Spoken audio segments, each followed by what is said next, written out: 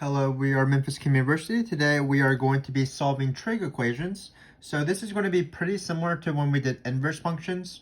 Basically, we're going to solve equations that involve trig functions like sine and cosine and tangent.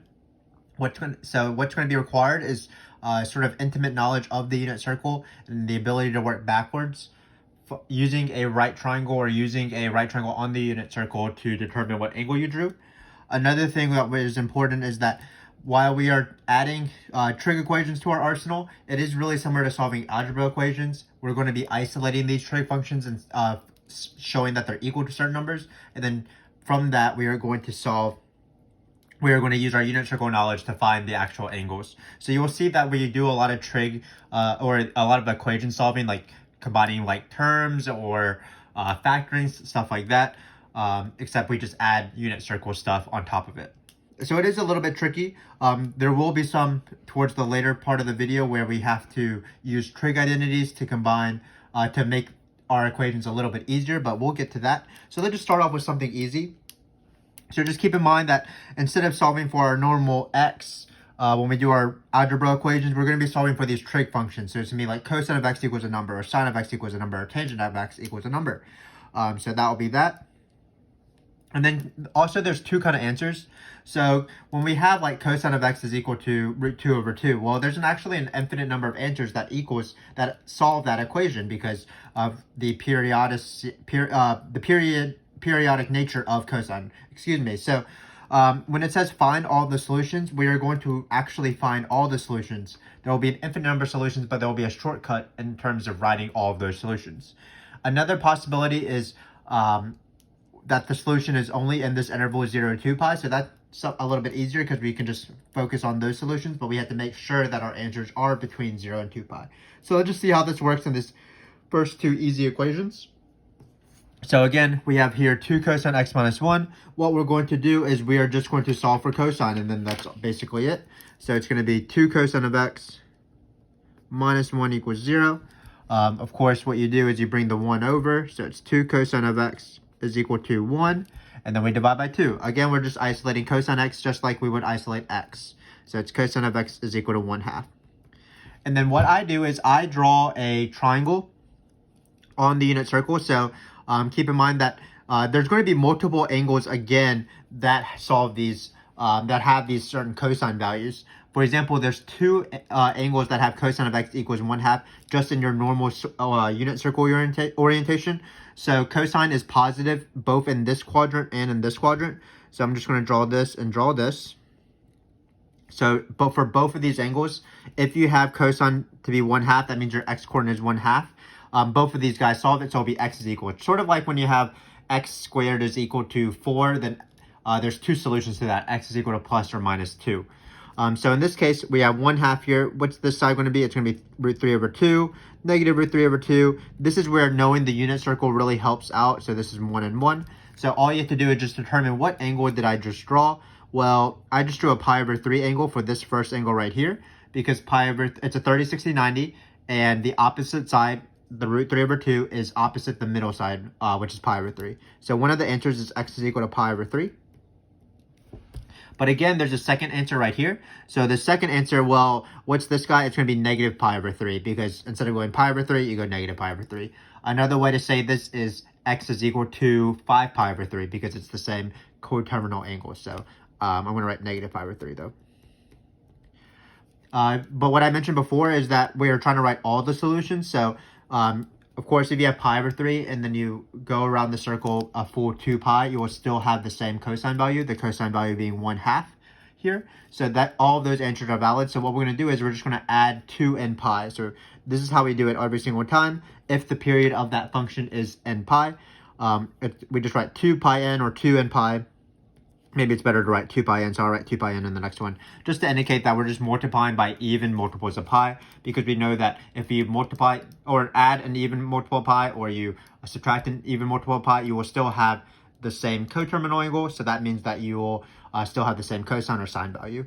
So again, the steps are pretty easy. First, isolate like you would with algebra, so you get up to about right here. Then draw a triangle. Keep in mind that there are probably multiple answers throughout the question that solve these, maybe perhaps 2, perhaps 1. and then just determine what sort of angles you drew. And then once you do that, add 2 n pi so that you can count for all the answers. Pi over 3 plus 2 n pi, 2 pi, 4 pi, 6 pi, negative 2 pi, negative 4 pi, negative 6 pi. So this is the first one, pretty easy, but it will progressively get harder in difficulty, but of course that's why we're doing this. We're just going to slowly progress. So here's the next question. 3 cosine x plus square root of 2 equals cosine of x.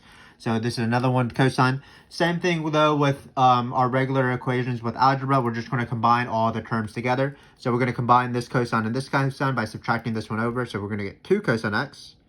Looks like we're going to bring the square root of 2 over as well. So it's negative root 2. So then cosine of x is equal to negative root 2 over 2. So we did all the algebra stuff. So now we are doing the unit circle stuff. So again, I like to draw my coordinate axes. And then I like to remember which quadrants are certain trig functions, positive and negative. So just as a quick reminder, sine is the y coordinate. So it's positive in the first two, negative in third and fourth. Cosine is the x coordinate. So it's positive in the first and the fourth, like the first example here. And it's negative in the second and third for this example. So it's going to be negative in these two quadrants. Just as a reminder, tangent is positive in the first and the third when sine and cosine have the same signs. And then it's negative in the second and fourth. But in this case, it looks like we're drawing this guy right here. Again, there's two answers, two angles that have cosine of x being negative root 2 over 2. And then what kind of triangle are we drawing? Well, we're drawing a 45, 45, 90, or a pi over 4 triangle. So negative root 2 over 2, hopefully you can tell that that's negative root 2 over 2, or you can just listen to my voice. This is root 2 over 2. This is root 2 over 2. These are ones. I think we're ready for the answer. Just keep in mind though that we do have to fit our answer between 0 and 2 pi. So for example, in the last question, if we wrote negative pi over 3, that actually wouldn't have been a valid answer because it has to be between 0 and 2 pi. So we would have had to call that 5 pi over 3. But in this case, it looks like it's pretty easy to find these angles. This is 1 pi over 4, 2 pi over 4, 3 pi over 4. So that's one of the answers. And I do not want to, again, write negative 3 pi over 4 for this guy, which even though that's a valid name for this angle, it is not within this interval. So I'm going to instead write what the angle, or the name of the angle that fits within that interval. It's going to be 3 pi over 4, 4 pi over 4, 5 pi over 4. So the unit circle is very important. Let me just tell you the pros and cons of both of these questions, and you will see that we'll just alternate between them. So for the all solutions, you do have to remember the 2 n pi. But what's nice is that you can choose any name for the angle you want because you're not restricted within an interval. When it's on the interval 0 to 2 pi, you do have to restrict it within the interval 0 to 2 pi, but you don't have to account for the 2 n pi because you're not counting angles outside of the interval. But again, hopefully you can see that the steps are pretty similar to our normal algebra equations, only up to here basically. But then once we have that, we can use our trig knowledge to form these triangles and then determine what angles we draw. So the next few questions are a little bit more complicated, but I think we should be fine. So just like with previous algebra questions, you want to isolate this tan squared. So it's going to be 3 tan squared. X is equal to 1. Then we're going to divide by 3. So it's tan squared x is equal to 1/3. And this is just a small little thing, but it's a very easy thing to mess up. Tan x is going to be plus or minus 1 over root 3. So keep in mind that it's not just the positive root, it's also the negative root. So that's why we have two angles here. So now I'm going to draw my axes. So tangent here, cosine, we were dealing only with one value. So tangent, we're actually dealing with two values. So we're actually going to be in all four quadrants. Let me explain that real quick. So there's going to be 4 different solutions. It's supposed to go through the origin, of course. So the positive ones are going to go with this one and this one because, again, in the first and third quadrant, that's where tan is positive. So that's where these two angles will be where tangent has value 1 over root 3. And then these two are the ones that are negative, so negative 1 over root 3. So again, you could draw 2 separate pictures, one picture for the positive root, one picture for the negative root, but it's probably easier with this one single picture. So basically, we just have to determine what sort of angles we're drawing here. So let's take this one first.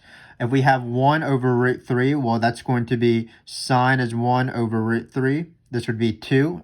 You can divide everything by 2 if you want our normal triangle, but it's still 30, 60, 90. What is this angle? Well, this angle is going to be pi over 6 because it's opposite the smallest side. So this is just going to be pi over 6. So again, all we're doing is identifying which angles we drew. I'm actually going to skip this guy right here, and I'm going to go for this guy, because this is the guy, again, that deals with the positive root of tan of x is equal to 1 over root 3. This guy's tangent is 1 over root 3, while the other two are negative. So I would like to pair it with pi over 6. But again, you can list your answers any way you want. So this guy is going to be 7 pi over 6, because it's 1 pi over 6, 2 pi over 6, 3 pi over 6, 4, 5, 6, of course, at pi, and then 7. One more beyond that, so it's 7 pi over 6. And then we do have the angles that give us that tangent of negative 1 over root 3. That's this guy and this guy. That's going to be 5 pi over 6 and 11 pi over 6. So the trickiest thing in this question is probably the square root. A lot of my students miss that because it's a very easy thing to mess up. Just remember that when you're taking square roots, you do want to have plus or minus. Once we determined that, we just drew pictures, and because we had two answers, we had 4 different angles, as opposed to where when we had one answer, we had 2 different angles. But when we had 4 different angles, we just had to identify all 4. So the next question is a little bit harder, but it still uses a lot of trig knowledge and a lot of factoring knowledge. So we do have 2 functions here, but it shouldn't be too crazy. What we're going to do is we are going to factor, because that's always a good thing to do. Looks like I can take subtract off of 2 tan x. You don't want to divide by tan x, just like you don't want to divide by x when you have the equation x squared equals x, because you might be dividing by 0. So all we're going to do is bring the tan x over. So we have tan x times sine squared x minus 2 tan x is equal to 0. And then we are going to factor out a tan x, just like you would factor out an x in that example that I gave. So tan x and then sine squared x minus 1 equals 0. So now we have very similar algebras of quadratics where you have 2 things multiplied. If you have 2 things that are multiplied, then they equal 0. That means that one of them has to be 0. So for example, if you have x minus 2 times x minus 4 equals 0, you know that x is equal to 2 or 4. So same thing here, even if we have trig functions, we know that either tan of x equals 0, and we know that perhaps sine squared of x, this should be a 2, by the way, minus 2, because we factored out tan x, minus 2 equals 0. So when you have these factors, just like with that x minus 2 times x minus 4 example, when you consider the 2 factors, you always consider the factors separately. They have no bearing on each other. So first I'm going to determine this tan x equals 0 angle. And I do want to draw coordinate axes just like the previous questions. But of course, there's not only quadrant angles on the unit circle, there's also coordinate axes on the unit circle. So again, it's nice to know that unit circle very well. Which angle has tangent x equals 0? Well, it's going to be this angle and this angle, because it's 1 comma 0, so it's y over x, 0 over 1. Same thing with negative 1 comma 0. What are these angles? Well, these angles are, of course, 0 and pi. We do have to do the all solution thing, and because we're dealing with tangent, we do have to add n pi. Sometimes your answers are a little bit redundant, so the answers in this case is x is equal to 0 plus n pi. Again, n pi is because the period is pi, whereas in the first question we added 2 pi n, or 2 n pi, because that trig function cosine had a period of 2 pi. So it's going to be x is equal to 0, x is equal to this other answer, pi plus n pi. But again, these answers are redundant because, well, if you have this, if you're adding multiples of pi, well, this is a pi, multiples of other pi's. So these are actually encapsulated in these, but I don't really care if my students write redundant answers. You can just write redundant answers. So then we're going to go to this guy, because remember that we had 2 factors whose product was equal to 0, so we had to consider both of them separately, setting them equal to 0. So in this case, we set tan x equals 0, found those angles, and now we're going to find these. So sine squared x is equal to 2. Sine of x is equal to plus or minus root 2. So root 2 is a famous number. It's about 1.4. We did remember plus or minus, but just like when you're taking square roots, you might be taking square roots of negative numbers, and you might not have solutions to your equation. This is another example. Remember that sine and cosine have to be between 1 and negative 1.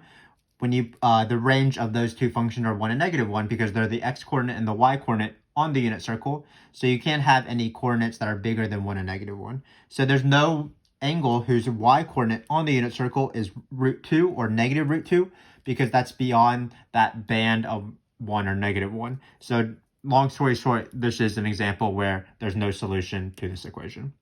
So this side of the equation. So what's the answer? It's going to just be these guys.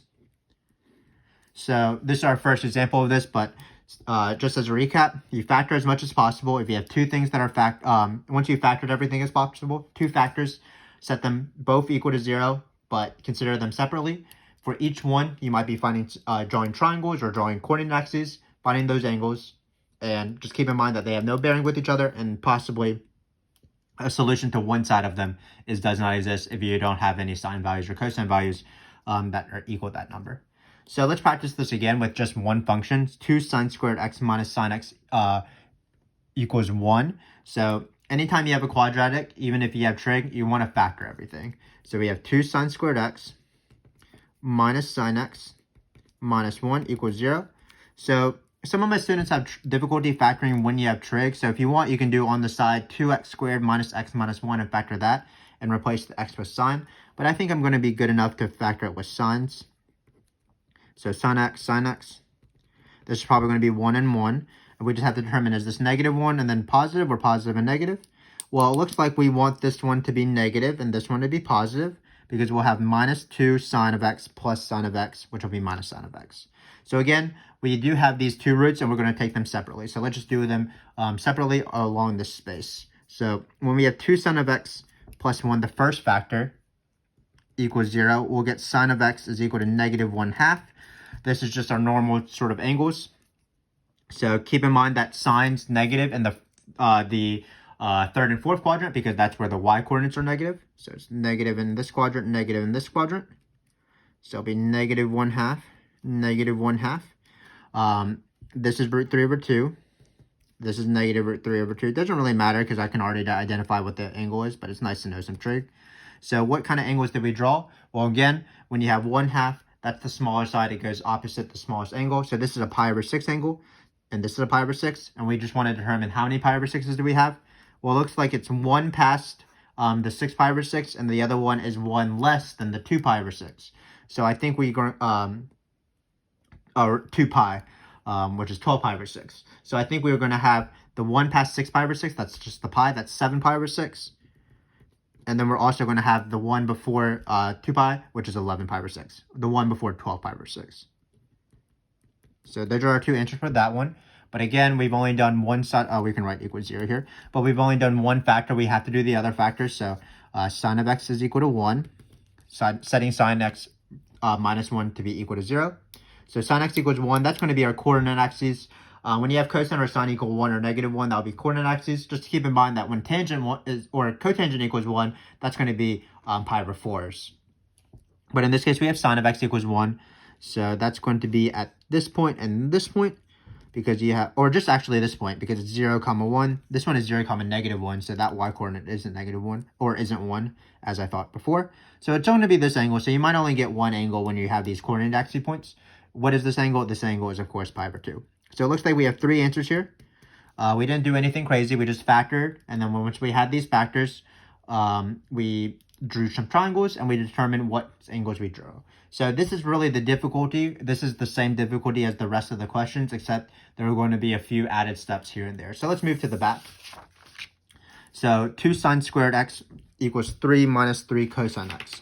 So this is another question with sine squared, of course. So unfortunately, unlike the other questions, the previous question, we don't have the same variable here, or the same trig function. We're not only dealing with sine x, we are dealing with cosine x and sine squared x.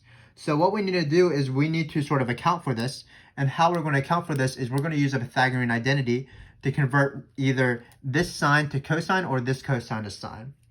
Because the identity that involves sine and cosine is the most famous identity, 1 is equal to sine squared x plus cosine squared x, the Pythagorean identity, it makes sense that we should isolate sine squared. So sine squared x is equal to 1 minus cosine squared x. And then we're going to take this and substitute in. And notice that once we have done that, we've achieved our goal and made it as easy as this question, because everything will be in terms of cosine x. We'll only have one trig function. So this is a necessary step. So we have 2 times 1 minus cosine squared x. That's equal to 3 minus 3 cosine x. And again, the main goal is to always factor everything. So it looks like we have a few algebra steps in front of us. 2 minus 2 cosine squared x, distributing that 2. Then we have 3 minus 3 cosine x. Anytime you're trying to factor anything, no matter what, you want to bring everything to one side and set it equal to 0. So I'm going to bring everything to the right side. So it's going to be 2 cosine squared x, because I'm going to bring this over. This was already here, so it's minus 3 cosine x.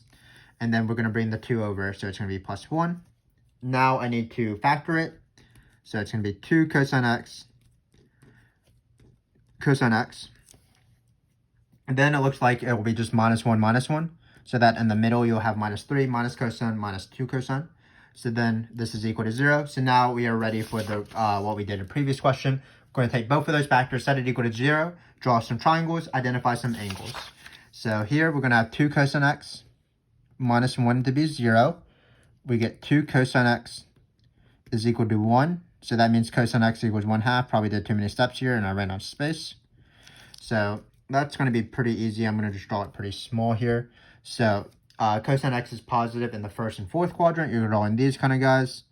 1/2 is on this side, this x side. So what did we draw? Well, this is root 3 over 2, so we drew a pi over 3. So x is going to be pi over 3. We do have to do all the solution things, so we have to do at plus 2 n pi. Keep in mind, on the previous one, we were only doing it on 0 to 2 pi. So here we did have to do the 2 n pi thing. And then what's this angle? Well, we could call this negative pi over 3 if you want, because we have that liberty, because we're not fixed within a certain angle or interval, because we're adding 2 n pi. So I'm going to just write x is equal to negative pi over 3 plus 2 n pi. If we were forced to be on the interval to 0 to 2 pi, this angle, the best name would be 5 pi over 3. But we've only dealt with one factor, so we need to deal with this factor. Cosine x minus 1 equals 0. Sorry, my work is sort of unorganized. You get cosine of x is equal to 1. That's definitely a coordinate axis angle. Which one is it? Well, it's going to be our favorite angle in the world. X is equal to 0. The angle is 0 because you have 1 comma 0 here. The cosine is 1.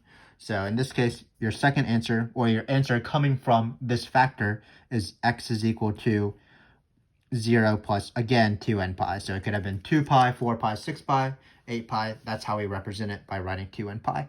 So nothing new from the previous question. All we did is we did employ a trig identity, so that we changed one of the functions in terms of the other one, and then we just factored. We found their factors, used our factors to draw triangles, and then using those triangles, we identify the angles that we want. So we're just going to be doing the same sort of thing for the rest of these questions. So here we have 2 cosine x minus sine x equals 0. Well, in the previous question, we used the Pythagorean identity because that was the relation that had a relationship between sine squared and cosine squared. In this one, the relationship between secant x and cosine x is, of course, cosine x is equal to 1 minus cosine x, or secant x is 1 minus cosine x. So let's rewrite it like that, because it will probably make our lives a little bit easier with only one trig function. As so, then we're going to multiply everything by cosine x to get rid of fractions. So it's going to be 2 cosine squared x is minus 1 equals 0. When you multiply this side by cosine x, you'll get 0, of course. Then we can just solve this guy, and then the question shouldn't be too bad. So it's going to be cosine squared x is equal to 1/2. Cosine of x is equal to plus or minus. Just remember that plus or minus 1 over 2. The square root of 1/2, this is the same thing. We usually write it as plus or minus root 2 over 2. So it looks like, because it's 1 over root 2, and you radicalize by multiplying by root 2 over 2. So it looks like we have a 45, 45, 90 triangles ahead of us. And keep in mind, we do have the positive and the negative. So this one actually won't be too hard to identify because we have all 4 angles. I'm just going to draw all 4 of the 45 angles. Pi over 4, 3 pi over 4, 5 pi over 4, 7 pi over 4. Keep in mind, we do have 2 factors, just like we had 2 factors in the previous example. But because they're plus or minus the same number, I just drew 1 picture as opposed to 2 pictures. In this picture, for the positive root, that's going to be the first and the fourth quadrant, because that's where cosine is positive. For the negative root, it'll be where the second and the third, because that's where cosine is negative. For the negative root 2 over 2. But again, it's just the pi over 4s, so I'm just going to list them out on this interval. So it's going to be pi over 4 for this guy right here. It's going to be, and this root, positive root, it's going to be 3 pi over 4. This angle in the second quadrant, negative root, 5 pi over 4. Third quadrant, positive root, and then 7 pi over 4. All the pi over 4s. 7 pi over 4 going for this guy right here, the fourth quadrant, and the negative root. So that's that. Again, in the past two questions, we're doing the same thing as we did on the front page. We're just changing one trig function to be in terms of others using a trig identity. So this one is pretty tricky because there's no trig identity that involves just sine and cosine. There's only trig identities that involve sine squared and cosine squared. So we do have to do one step here. What we're going to do is we're going to square everything. But unfortunately, when you square stuff, you might introduce extraneous information or extraneous solutions. So we'll see how that all works. Just like when you have x equals maybe, or square root of x equals 7. When you square everything, sorry, let me think of a good example. Let's say, sorry, you have x is equal to negative 7. Well, when you square everything, you're going to get x squared is equal to 49. So you might be able to get the solution x is equal to 7, but originally only your x was negative 7. Not the best example there. So let's just do this question. Again, this is a hard question. When you square everything, you will introduce potentially extraneous solutions. So what we need to do is we're going to need to test them. But the first thing we are going to do is square everything so we can use that identity. But we still need to do a few algebra steps before that sort of process. So what this is going to be is we're going to FOIL this out. It's going to be sine squared x plus 2 sine of x plus 1 equals cosine x. Again, what we want to do is we want to use the Pythagorean identity. Sine squared x equals 1 minus cosine squared x into this. So it's going to be 1 minus cosine squared x plus 2 sine of x plus 1 equals cosine x. We are doing this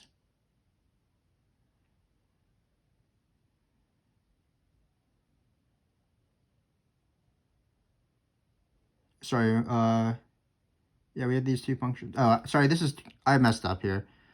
Let me just restart this. So we're squaring both sides, right? So sine squared x plus 2 sine x plus 1, that's great. Oh, I forgot to square the other side, so be careful to square the other side. It's cosine squared. So let's not make this not a great decision. Let's change. We do have the decision before us, and I made the wrong decision. So hopefully you can see why, and then you won't make the same wrong decision. Basically, we can either change all these signs to this cosine, or we can change this cosine to this sine. Which one is easier? Well, it's easier to change one thing into a sine than change two sines into a cosine. So we're going to go to this equation, and we're going to isolate cosine squared instead of sine squared. So cosine squared is going to be 1 minus sine squared. So we're going to place this cosine squared with 1 minus sine squared. So hopefully that made sense. Let me repeat myself because I did mess up there. And sometimes, especially with these questions, they're very difficult. So you're going to mess up at times. I mess up at times, obviously. So just be aware of that. And just be careful as you're doing these questions. Hopefully, as you're doing these questions, like when I did it, I just messed up and it didn't really make sense of what I was doing. So I was able to catch my mistake pretty easily. So just work slowly through these questions and you'll probably be able to catch some mistakes. So again, what we're trying to do is we're trying to convert one of these functions in terms of the other so that we're only dealing with one trig function. The strategy we're using is to square both sides because the identity that involves both sine and cosine is the Pythagorean identity. Sine squared plus cosine squared equals 1. So we do need squareds as opposed to just sine and cosine by itself.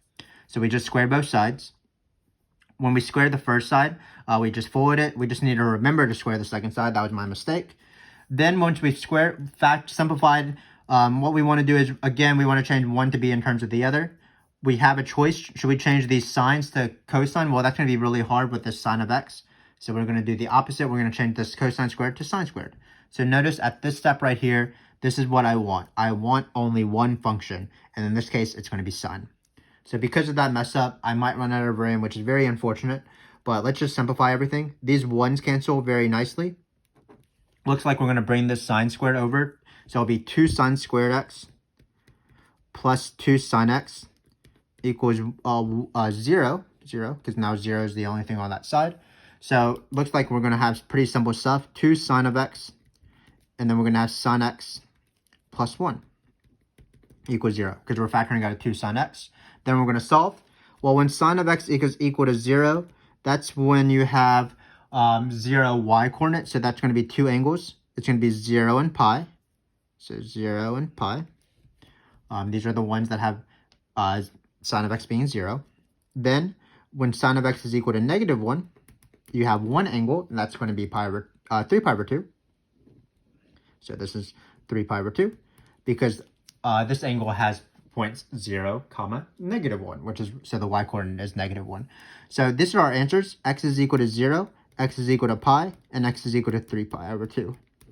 And what I would want is I would want to stop because I don't like doing trig. But again, when you square everything, you might be introducing extraneous information. So unfortunately, we do have to plug in these values into this function and just see do they actually verify the equation. So we have to do that. So let's just take this first one. Well, when you plug in 0, you get sine of 0. That's 0 plus 1. That's 1. What's the other side? Cosine of 0 is also 1. So it looks like this solution works. So we're going to check mark this guy. What about pi? Well, when you do pi, sine of pi is 0, plus 1 is 1, cosine of pi is negative 1. 1 does not equal negative 1, so this is an extraneous solution. This came because we introduced squares. We squared at both sides. Now let's do 3 pi over 2. Well, 3 pi over 2 should be pretty easy because we do have this point 0, negative 1. So when you have 3 pi over 2, well, sine of 3 pi over 2 is negative 1. That's why we have this one. We add 1, that's 0. Cosine of 3 pi over 2, that's the x-coordinate, that's 0. So this one works. So it looks like we're going to x out this solution, and then we have 0 to 3 pi over 2. So a pretty complicated question. Again, we squared everything so that we can use that Pythagorean identity that we wanted to. Once you square everything, or you square both sides, unlike what I did, you're going to be able to change one to the other using that Pythagorean identity. You're going to do similar things as the other questions, factor everything, set both factors to be 0, draw some angles, draw some triangles if possible, find those angles. But unfortunately, again, if you square everything, you do want to check for extraneous information. And what you do is you plug in those zeros into the original, see if they actually solve it. And in this case, x equal pi did not, while the other two did. So we have a very similar question in the next one. Cosecant x plus cotangent x equals 1. So first thing I'm going to do is I'm going to set, write everything as sines and cosines because these two functions, I don't really know the relationship between these two functions. So we're going to have 1 over sine x plus cosine x over sine x equals 1. So we have to be careful that we're not dividing by 0 here, but we're going to solve this equation pretty similarly. So when we bring this sine x over, we're going to get 1 plus cosine x is equal to sine x. So notice this is very similar to the last question, except sine and cosine are reversed. So it's going to be a very similar thing. Basically, we're going to square everything, use that identity, find some zeros, and then we are going to check for extraneous information. So let's do that fairly quickly because it'll be, again, the same thing. We're squaring both sides, which might introduce extraneous solutions, but we'll just check them at the end. This side is going to be sine squared. This side is going to be 1 plus 2 cosine x plus cosine squared x. Let me see if I can squeeze that in. That's fine. And then, again, we have a choice. Should we change these cosines to sines, or should we change these sines to cosines? Looks like we only have this one sine, so we're going to change that to cosines. So we're going to change this sine to cosines using this formula. So on this side, we have 1 minus cosine squared x, 1 plus 2 cosine x plus cosine squared x. Then we are going to try to factor, and the factoring will be the same thing as this, of course, but with cosines instead. So the ones will cancel. We're going to bring the cosine squared over. So it'll be 2 cosine squared x plus this 2 cosine x equals 0. Then we are going to factor out a 2 cosine x. So 2 cosine x times cosine x plus 1 equals 0. We're going to do our little thing of drawing coordinate axes because all these angles will be coordinate angles. So cosine of x is equal to 0. That's this factor. That's at pi over 2 and 3 pi over 2. If you want, you can call it negative pi over 2 because we're not fixed within 0 to 2 pi. This one has coordinate points 0, 1, 0, negative 1, so both of them have x coordinate 0. Then when you have cosine of x equals negative 1, that's just one answer. That's just going to be pi because this point has negative 1, 0, so the x coordinate is negative 1. So we're going to list them out. X is equal to pi over 2, x is equal to 3 pi over 2, x is equal to pi. But let's just plug in these three. Let's plug it into the original and just see what we get. Shouldn't be too bad because we do have these points. Let's just list out the points. 0, 1. We have 0, negative 1. and then we have 1, 0. So we might be doing weird things, so we do want to check these guys out. So when we have pi over 2, so we're going to plug it into this guy right here, which is cosecant plus cotangent. So sine of x will be 1. Then you'll have 0 over 1. 0 over 1 is 0. You'll have 1 plus 0 equals 1. That's good to go. That answer is valid. Then we're going to take 3 pi over 2. Well, 3 pi over 2 came from this one. Sine of x in that case is -1. So it'll be 1 over -1. Cosine is still 0, so you have 0 over something, so that's 0. So this will be -1. That doesn't equal 1. That is not a valid solution. It's the same thing as this pi in this question right here. Then we have to deal with pi. Well, pi is also pretty tricky. It actually does satisfy this one, I believe, but it won't satisfy this because sine of pi is equal to 0. Pi is not defined. Pi is not in the domain of either cosecant or cotangent because you can't divide by sine of pi because that's divided by 0. So this is also an invalid solution. So the only valid solution in this case was x is equal to pi over 2. And then how do you write this? Because we do have to write all the intervals, which is going to be x is equal to pi over 2 plus 2n pi, because that is the domain of these cosine values, the thing that we factored at the end. So this was by far the hardest question, but hopefully you can see we still did the same strategies. We had 2 different functions, but we were able to write them the same by squaring everything. Squaring everything is the worst because you might introduce extraneous informations, but we still checked them out. We factored everything. We used the Pythagorean identity to change one trig function to be in terms of the other so that the entire equation is in terms of just one trig function. Then we factored that trig function, set those factors to be 0. Once we set those factors to be 0, we were able to identify our angles, but we did have to test them at the end. So let's do 2 easier questions here at this very end. Basically, we're going to do these guys. The only difference is that these are multiple angle equations. We don't have just x. We have something inside the cosine. That's not just x, it's 5x or 5t. But all you do is you just solve as we did, but instead of solving for x, you're solving for 5t. So at the very end, all we're going to do is just divide by 5, and then we're just going to be done with the answer. So these should be pretty simple. So we have 2 cosine 5t minus 1. So again, we're going to set cosine of 5t to be equal to 1/2, because we're going to add 1 divided by 2. We're going to draw some angles. These are the angles from the very beginning, I think.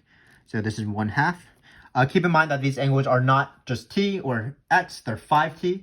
But that doesn't really matter too much when we decide what these angles are. This is root 3 over 2. You can also just know trig very well. Whose angles have cosines 1/2, whose adjacent sides are 1/2, that's going to be your pi over 3's, because then you want it to be opposite that middle angle, negative root 3 over 2. So x is equal to pi over 3. And negative pi over 3, or if you want, you can write 5 pi over 3. We can write 5 pi over 3 this time. But it's actually wrong to write x, because again, we're not dealing with cosine of x equals a number. We're dealing with cosine of 5t equals a number. So let's not write x, let's write 5t instead. 5t. And because we're dealing with the entire real line, we do have to add our 2n pi, or 2 pi n. So this is the only new thing. Instead of isolating x, we isolated 5t and 5t. So all we have to do to find the answer is just divide everything by 5, because we want to isolate t. So t is equal to this thing divided by 5 and this thing divided by 5. Keep in mind that when you're dividing by 5, you're also dividing this by 5. So it's going to be pi over 15, because that's pi over 3 divided by 5, plus 2n pi divided by 5 as well. That's for the first guy, this first angle. And then the second angle is going to be t over, well, when you divide this one by 5, the 5's will cancel, so it'll be pi over 3. But just keep in mind, we do have to divide this by 5. So these questions are really just one more step than the beginning questions. You don't have to factor anything at all. You don't need to change one function to be in terms of another. You don't have to square anything. All you do is you're solving for 5t, or in the next example, we're going to be solving for x over 3. So to find that final answer, you just move over that constant. So let's just do that real quick. So here we have tangent of x over 3 will be -1, I believe, because we're subtracting 4, dividing by 4. So you'll have 4 over -4. This is -1. So what are these angles? Negative. Tans are negative in the second and the fourth quadrant, because that's where sine and cosine have different signs. Ones and negative ones with tans, remember, are unlike when you have ones and negative ones with sines and cosines. those are usually coordinate axes, pi's and pi over 2's and things like that.